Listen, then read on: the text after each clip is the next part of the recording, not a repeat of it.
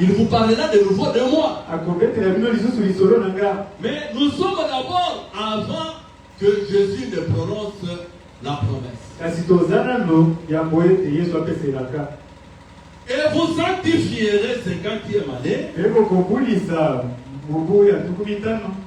Vous, Israël.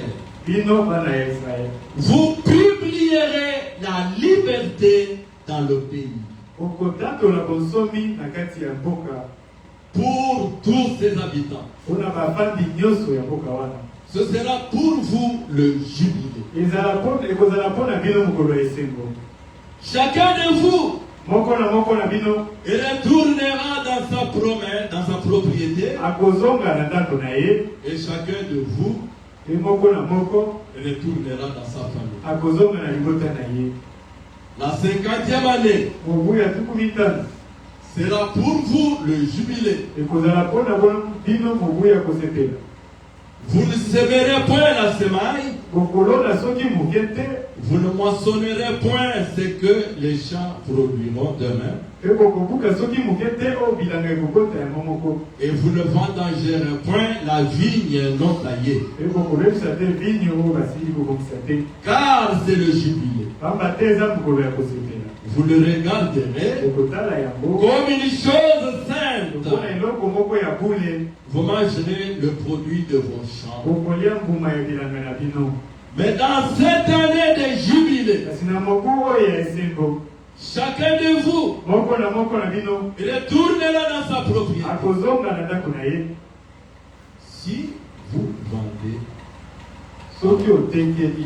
à votre prochain, ou si vous achetez de votre prochain, aucun de vous ne trompe son frère. Que Dieu bénisse sa parole. Bien-aimés, les choses que nous vivons aujourd'hui,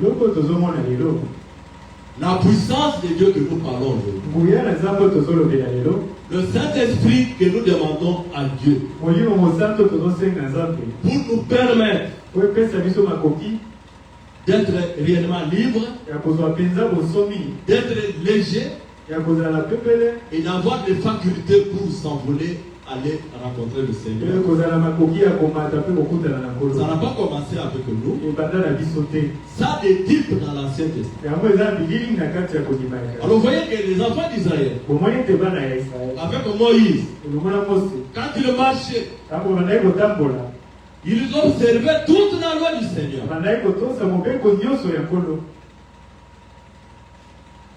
Au milieu de là-bas, à leur temps, c'était l'époque où on vendait des esclaves. Quelqu'un lui-même peut aller se faire vendre à cause de la famille, à cause de la difficulté. Il peut voir son frère qui a des moyens. Il peut aller là-bas. Il prend sa fille ou sa femme ou son enfant. Il négocie avec son frère que j'aimerais que je sois esclave chez toi. Ou je voudrais vendre mon enfant. Maintenant le Seigneur a accepté ça. Parce que c'est le type de ce que l'Église pousse. Tout le temps de la fin passera par ces choses. Sera esclave de la mondanité. Sera dans le monde. Il s'est vendu lui-même. Amener une fille qui n'est pas la vie de son père. La fille qu'il n'avait pas envie de mener. C'est là que nous sommes passés, nous tous, avant de rencontrer le Seigneur Jésus. Maintenant, Dieu avait dit à Moïse, donner cette loi de la liberté. Parce que quand les gens seront esclaves. Mais ils ne vont pas rester des esclaves éternellement. Ils doivent aussi avoir un temps où ils retrouveront leur liberté. Ainsi Moïse, dans la loi d'esclavagisme, quand un esclave hébreu s'est vendu ou a vendu son enfant chez quelqu'un, son frère hébreu, il faut qu'il travaille pendant 6 années. Donc, travailler comme esclave. Un esclave n'est pas libre. Parce que tu peux avoir eu faim maintenant. Mais on te dit travail. Tu dis non, j'ai faim. Quelqu'un veut cueillir une coordonnée, tu dis continue à travailler. Donc tu n'es pas libre. Tu peux même avoir chaud, mais tu ne peux pas prendre ton bain. Un esclave, il est lié à la loi, qui l'opprime. Il est sous cette loi. Il n'a pas la liberté de faire ce qu'il veut. Quand Satan te lie avec le péché, tu n'es pas libre. Il lie ton esprit. Frère Branham me dit, le champ de la bataille où le combat se passe entre Satan et l'homme, c'est dans la pensée. C'est ainsi que vous verrez quelqu'un, avant de commettre l'adultère, il ne va pas se réveiller comme ça, le combat. Non. Même il ne peut pas voler facilement. Il ne peut pas mentir. Parce que c'est un enfant de Dieu. Il craint Dieu. Mais dans le champ de bataille, dans sa tête, il y a une bataille qui va se dérouler. Vraiment, cette femme-là, elle est tellement jolie. C'est pas le cœur qui va. C'est la tête. C'est les yeux qui apprécient tout ce qu'on apprécie sur la femme. Joues, des lèvres, des beaux yeux, des cheveux, la démarche. Tout ce que l'ennemi essaie de vous faire voir là, ce n'est pas dans votre cœur. C'est dans votre cœur. Mais vous sentirez à un moment donné, une minute qui commence. Quelque chose qui vous dit, non, vous êtes un enfant de Dieu. Vous êtes un brave homme. Vous ne pouvez pas vendre votre corps à la débauche. Même si le Satan voulait réellement te pousser à aller là-bas, il va arriver que tu y arrives. Pas par tes efforts, mais la bataille qui a eu lieu dans ta tête là, le côté penchant, c'est le côté où je ne peux pas. Ça c'est Dieu qui t'a. Si tu vas faire le péché, c'est que la bataille t'a vécu et tu es allé là. Même quand tu es allé au péché, parce que tu es l'enfant de Dieu, la Bible dit, quelqu'un peut-il tomber. Tu marches, tu trouves un puits, ou tu trouves une pierre. Tu es dans la pierre. Tu tombes dans un puits.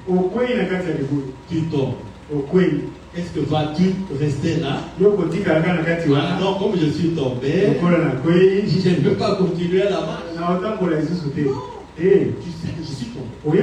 Toi-même là. Même si tu as une blessure, tu te relèves. C'est pourquoi la Bible, si quelqu'un tombe, il doit se C'est relever cette vie. Tu prends conscience que j'ai commis un péché. Mais je suis un enfant de Dieu. Je ne peux pas continuer à mener une vie. Et tu commences à implorer la grâce du Seigneur. C'est comme ça que nous Satan lit la tête. Maintenant Dieu, lui, utilise le cœur là où il a mis son trône. C'est là où il y a la nature de l'âme. Lorsque tu crois en toute la parole, Dieu reste là. Mais lorsque tu doutes à la parole, parce que l'âme n'a que deux facultés. Ou soit tu crois, ou soit tu doutes. Dès que tu doutes, Dieu quitte. Dieu quitte. Quand tu acceptes la parole, tu ajoutes la foi, le Seigneur est là. Et le corps. Voyez, toutes ces choses ont besoin d'une délivrance. Le Seigneur délivre la pensée. Quelqu'un qui avait de faux esprits, toujours penser à mal, et puis un jour tu le vois, tu vois non, ma soeur ici, quand je l'avais connu, il était un homme rancunier, très nerveux. Mais maintenant, bon, je vois que les pensées sont devenues des pensées positives. Oui. Et quelqu'un qui n'accepte pas la parole, vous verrez, il commence à croire. Amen. Qui a dit ça? Oh, c'est la parole. Aussi, c'est la parole. C'est mon Seigneur qui a parlé. J'accepte cette parole. C'est quoi ça? Dieu a enlevé le doute. Même le corps. La personne qui voudrait s'embellir avec les choses du monde, c'est béni. Oh, ce monde. Non. Et je vous dis, la Bible dit, il n'y a rien de nouveau sur la terre. Tout ce que nous voyons, l'accoutrement. Quand j'étais encore un jeune homme, je ne sais pas si j'ai bonne mémoire, en 1974, lorsque le trio Majesty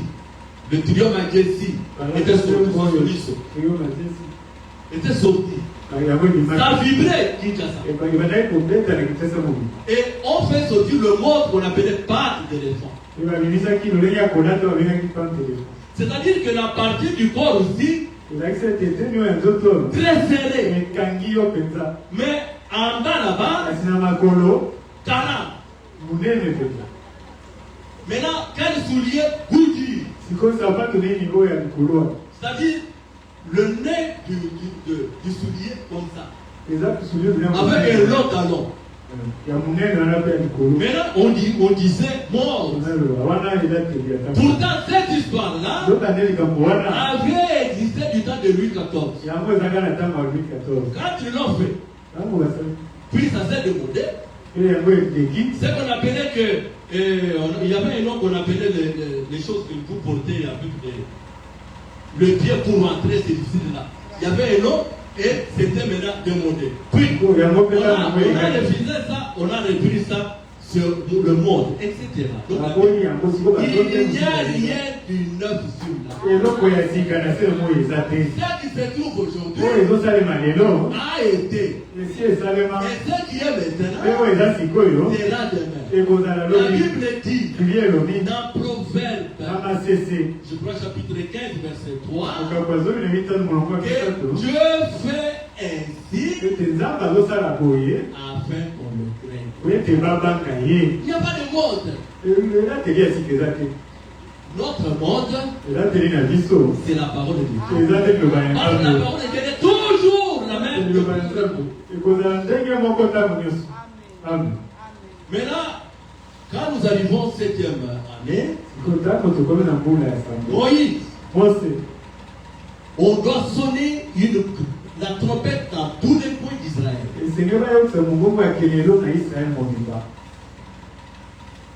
À haute voix.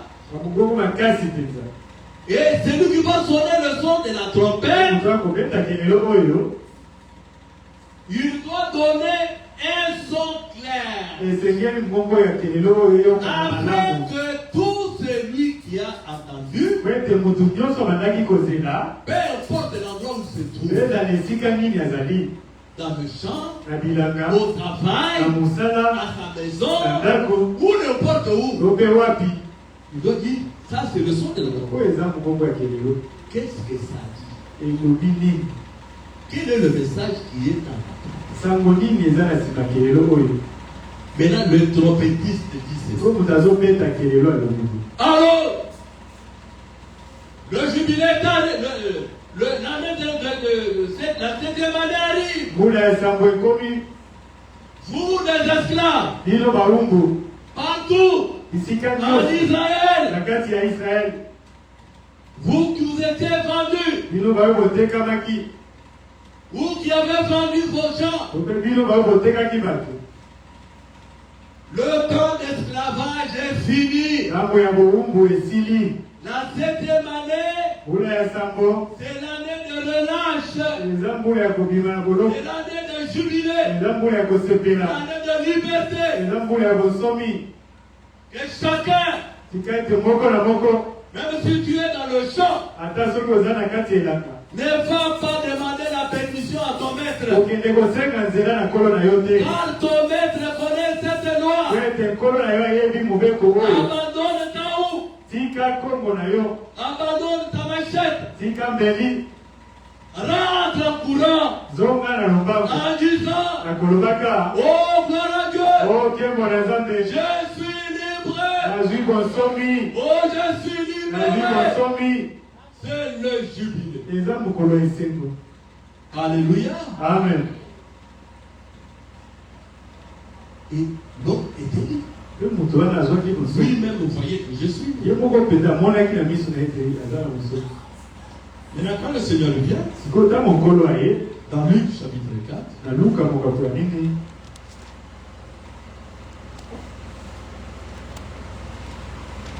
nous voulons vous dire que même si la main de Dieu a été puissamment manifestée hier, on a prié sur toi. Tu connais ton problème. Dieu n'est pas notre grand-père. Il est notre père. Quand tu as amené un dossier, tu as dit à Dieu. Maintenant, Dieu t'a répondu. Maintenant, si tu ne déclares pas aujourd'hui, parce que la réunion d'aujourd'hui, c'est une réunion de déclaration. Nous allons déclarer ce que nous voulons sur notre vie. Si tu sais que ton dossier que tu avais posé au pied du Seigneur hier, quand tu connais ce que tu avais demandé, tu le sais. Si tu as la foi, tu vas déclarer que je suis guéri. Si réellement tu étais malade, si tu cherchais une promotion, tu dis, je suis promis. Pourquoi? Parce que frère Branham dit, la foi est une jumelle à longue portée. Donc la foi a des jumelles qui voient loin. Abraham avait ses jumelles. Il a vu Isaac loin dans l'éternité. Mais il achetait des couches. Il disait que Dieu m'a parlé. Il entre dans un magasin. Il achète des layettes. On lui demande, mais toi vieux papa, qu'est-ce que tu faire? Il dit non. J'ai un fils à la maison. Il ne dit pas qu'il viendra. J'ai un fils, Isaac, à la maison. Donc la foi agit dans l'invisible. Et l'invisible devient visible. Donc dans le monde mystique, tout ce que nous voyons, ça demeurait dans l'invisible. Et Dieu les a rendus visibles. Donc il faut avoir une pareille foi qui ne veut pas voir maintenant. Parce que si toi tu cherchais un enfant et que tu vois un enfant, ta femme a accouché. Et maintenant tu vas dire aux gens que j'ai la foi pour cet enfant. Non. Ce qu'on voit, ce qui est palpable, n'est pas l'objet de notre foi. Notre foi est dans l'invisible et l'invisible rend visible. Branham, qu'est-ce que tu veux que je te donne? Dans l'invisible. J'ai besoin des écureuils. J'ai besoin des écureuils. Combien? J'ai besoin de 3.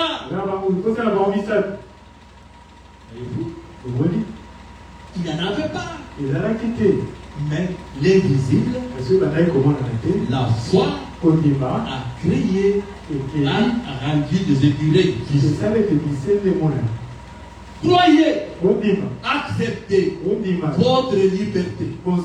Et Jésus a tout payé.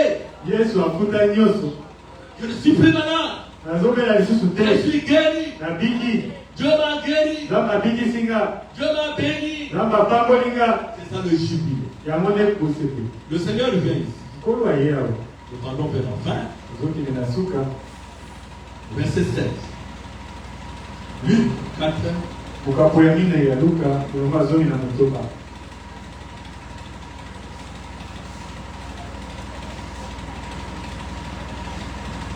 Quelqu'un a trouvé? Pasteur, tu n'as pas trouvé. 16, commençons depuis 16. Il s'est rendu à Nazareth où il avait été élevé, et selon sa coutume, il entra dans la synagogue le jour du sabbat. Il s'éleva pour faire la lecture et on lui remit les livres du prophète Ésaïe. Ayant déroulé, il trouva l'endroit où il était écrit: L'Esprit du Seigneur est sur moi, parce qu'il m'a oint pour annoncer une bonne nouvelle aux pauvres. Il m'a envoyé pour guérir ceux qui ont les cœurs brisés, pour proclamer aux captifs la délivrance et aux aveugles le recouvrement de la vie, pour renvoyer libres les opprimés, pour publier une année de grâce du Seigneur.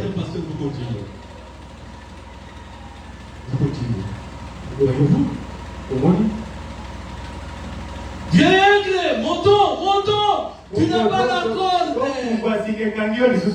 Tu n'as pas la corde. C'est déjà coupé. Non. Je suis attaché. Jusqu'à ce que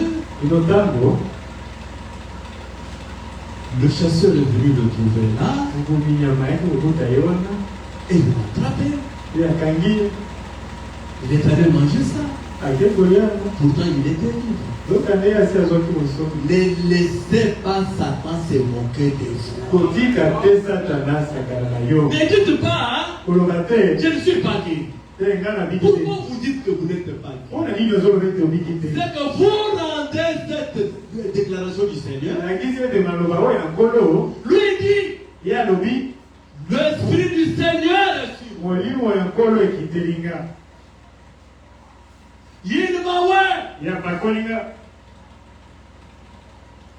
Pour faire sortir des prisons, des cachots, des malédictions, des esclaves du péché et des malédictions, je les libère. Je suis venu les libérer. Pas je les libérer. Je suis venu et je les ai libérés. Mais moi je vous dis, je vous déclare ce soir, en tant que serviteur, que vous êtes libre dans le nom de Jésus-Christ. Vous êtes guéris. Vous êtes baptisés du Saint-Esprit. Vous avez reçu vos promotions. C'est la parole du Seigneur. C'est Jésus qui délivre. C'est Jésus qui guérit. C'est Jésus qui bénit. Recevez tout ce dont vous avez besoin. Au nom de Jésus-Christ. Ne dites pas, je serai guéri. Vous êtes guéri. La pâte n'a pas la corde volée. Pour moi, non. Je suis encore attaché. Que le Seigneur vous bénisse. Mettons-nous debout. Déclarons que chacun qui connaît l'impact des paroles déclarées. Vous voyez, dans ce monde ici, où nous vivons, même dans nos propres familles, vous avez déjà entendu une fille ou un garçon dont ses affaires ne tournent pas bien. Il commence à dire le mauvais sort que j'ai reçu, c'est parce que papa ou maman ou mon oncle avait mal déclaré sur moi. M'avait souhaité une mauvaise chance. C'est pourquoi mes choses ne tournent pas. Au mariage, je ne mets pas au monde. Quand je mets au monde, les enfants meurent. Mon travail ne tourne pas. On ne paye pas. C'est parce que, pourquoi il sait ça? Parce qu'il connaît le pouvoir qui se trouve dans les paroles prononcées. Toute parole prononcée négativement a des effets négatifs. Et chaque parole prononcée positivement a des effets positifs. Ainsi, nous prions. Si tu sais que dans ton cœur, dans ton expérience, il y a quelque chose qui te fait peur, que selon laquelle, par exemple, que non, moi, les choses ne marchent pas bien à cause de certaines déclarations, tu vas et reprogrammer ces déclarations-là ce soir.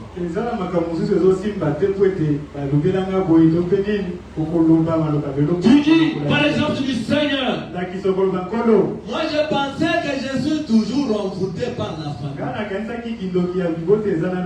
Moi je pensais que mes choses ne marchent pas bien à cause de ça. Mais pourtant, le Seigneur, tu m'as déjà libéré. Je suis libre. Rien le démon n'a pas le pouvoir dans mon vie. Et je reprogramme. Je déclare que ma vie, ce soir, tout ce que j'avais demandé à Dieu, j'ai dans la main de la foi, je marche avec la foi, que Dieu m'a guéri, que Dieu m'a béni, que le Seigneur vous bénisse. Chantons maintenant un